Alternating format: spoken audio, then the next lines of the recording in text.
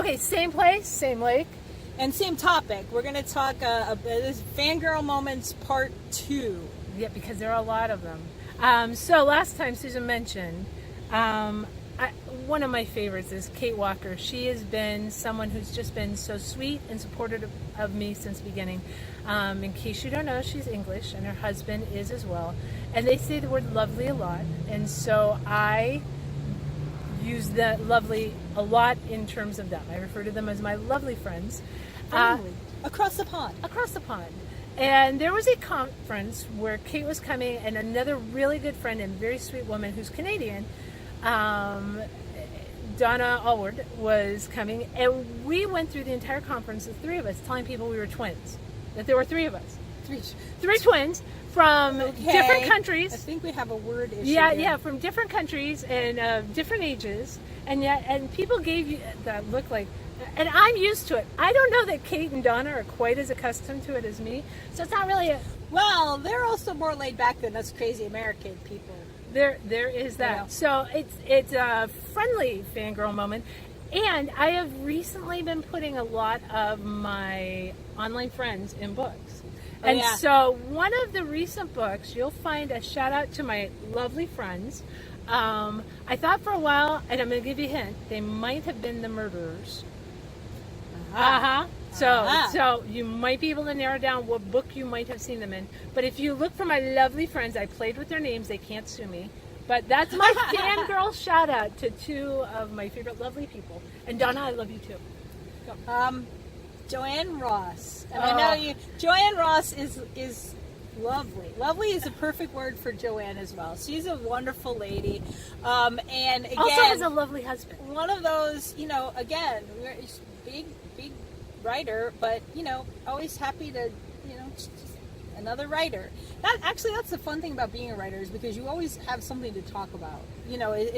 But I spent some time in a conference hotel bar in New Orleans with Joanne, and we got to talking, and I came up with this idea, and she says, "Oh my gosh, I really love that." And I said, "Well, take it. I'm not going to write it, run with it." But you know what it actually turned out to be? I had said to Joanne something about the idea of Satan taking a vacation from hell, and that I was pretty sure he would come to New Orleans, but I thought he would probably get peeved in New Orleans because, nobody would notice him. How bad because he was. Of all the debauchery that goes on in New Orleans, nobody would notice Satan in New Orleans. So, and now and I love the TV show Lucifer, which is that same kind of a premise. So I don't think Joanne ever did anything with it either, but we both thought that was a fun idea of what would happen if Satan took a holiday. I do love New Orleans. I've got some really good friends down there. Red beans and rice. I'm a simple girl. It is wonderful.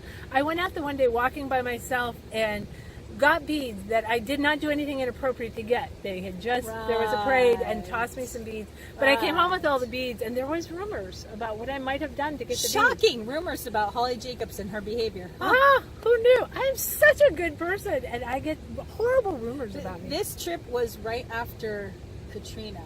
We actually went down. It was a few months after Katrina. It was Novelist Inc. It was the NINC conference. And, there had been a lot of talk about, should we cancel, should we go? Because the hotel was in the French Quarter, which survived quite well.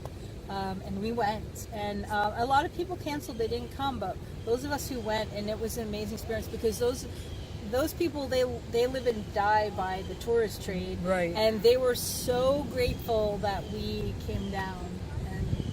It was quite an interesting experience. A lot of writers went out to tour the surrounding area, the 9th Ward and whatnot, and they were like, it was catastrophic.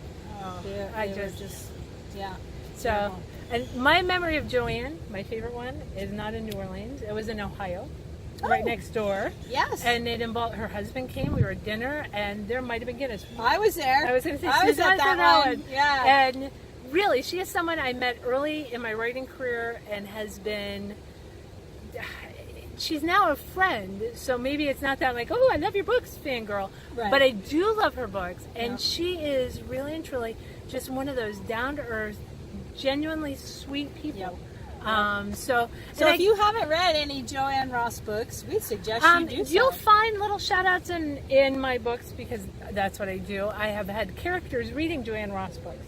And I know, and I wish I could tell you which one. I think it might be her Second Chance Family, where they handed off some Joanne Ross books. So there's a lot of those little Easter eggs in my books. We love the Easter eggs. Oh, yeah. We have fun with that. All right. Well, we're going to probably move on from the Tom Ridge Center and take you from on this topic. down. The Presque Isle State Park is down this way, down here toward the lake. And so we're going to take you down there and show you around a little bit more. So tune in for the next episode.